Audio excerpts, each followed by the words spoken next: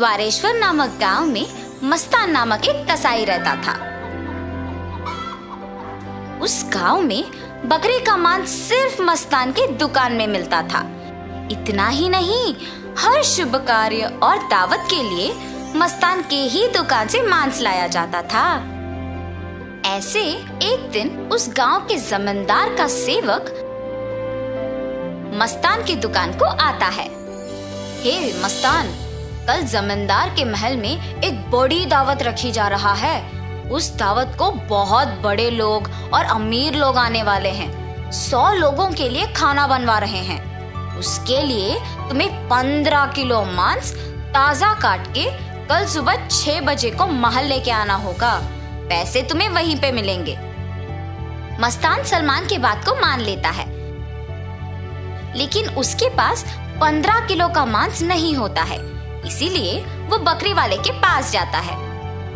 रमेश भैया, दरवाजा खटखटाता है। अरे क्या हुआ मस्तान, इस समय पे आए, बात क्या है?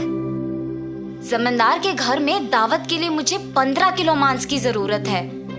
मैंने वचन दिया कि सुबह 6 बजे उनको मांस पहुंचा दूंगा। समय ना होने के कारण मैं अभी तुमसे बकरी खरीदने आया। हाँ, तो ये है बात। ठीक है, 2000 रुपए दे के बकरी ले जाओ।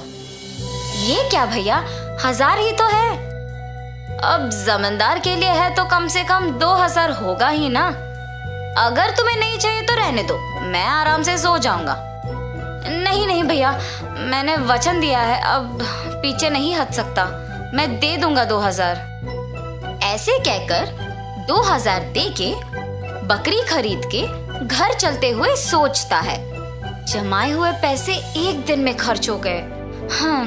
कोई बात नहीं, जमींदार के दावत के लिए मांस पहुंचाने के बाद पैसे मिलेंगे ना। अभी जल्दी से काम शुरू करके सुबह तक पहुंचा देना होगा।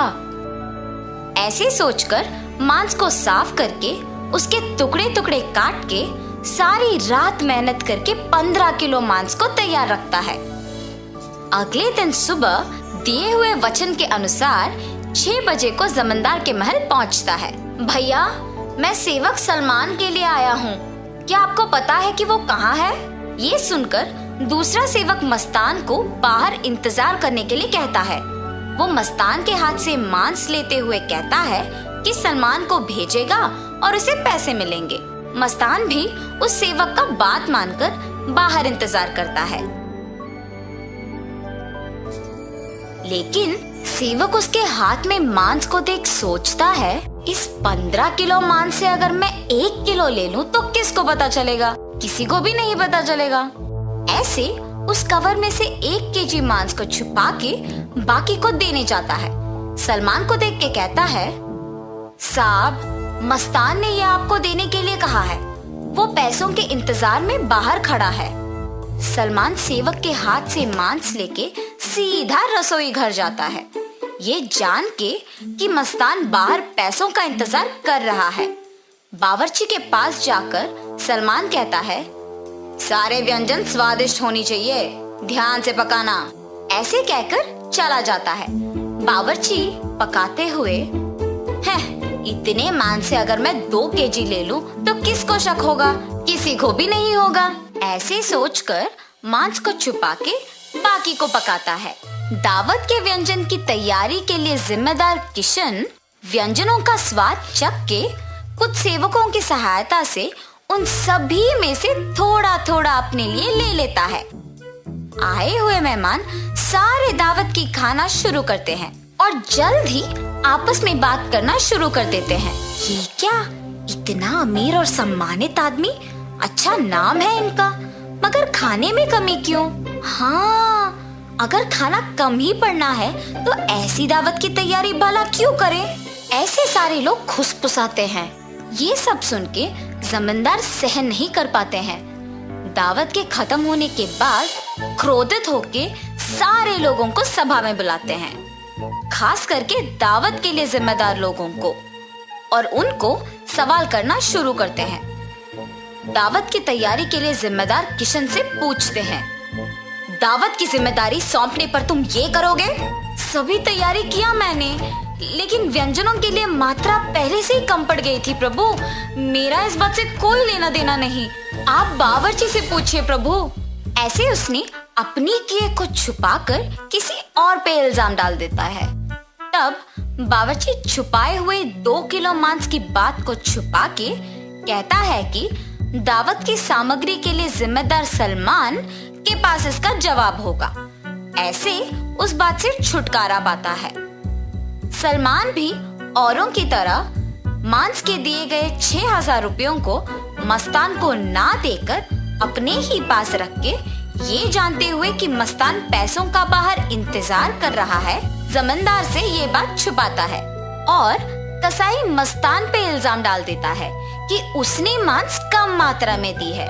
अभी जाके मैं उसका काम तमाम करता हूँ प्रभु, ऐसे कहता है।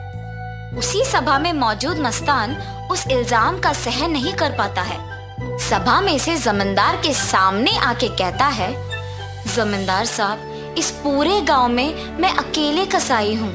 पिछले 10 साल से मैं ये व्यापार कर रहा हूँ और इतने साल से आपके घर में हर कार्य और हर दावत पे मैंने खुद मांस दी है, मगर कभी भी ऐसी मुसीबत नहीं आई। आपके घर में दावत का नाम सुनते ही 1000 की बकरी को 2000 में बेचते हैं। सुबह आके मैंने मांस को पहुंचा दिया और आपके सेवक सलमान ने मुझे मांस के पैसों के लिए सुबह से इंतजार करवाया। सलमान को मांस देने के बहाने से एक और सेवक मेरे हाथ से मांस लिया और मुझे बाहर इंतजार करने के लिए कह दिया और ये भी कहा कि वो सलमान को बुलाएगा। उसके बाद इनमें से कोई भी मेरे पास नहीं आया। कृपया मेरा यकीन कीजिए प्रभु, आप ही की दया से जी रहा हूँ।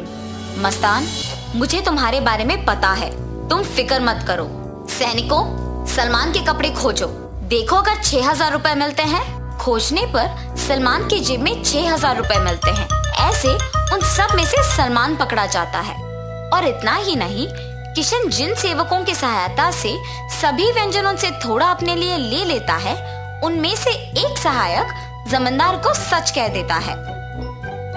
बावर्ची का झूठ बैग में रखे मांस कोई सेवक को मिलने पर बाहर आ जाता है और पहला सेवक जिसने 1 किलो छुपा लिया, उसने डर के मारे अपनी गलती मान ली।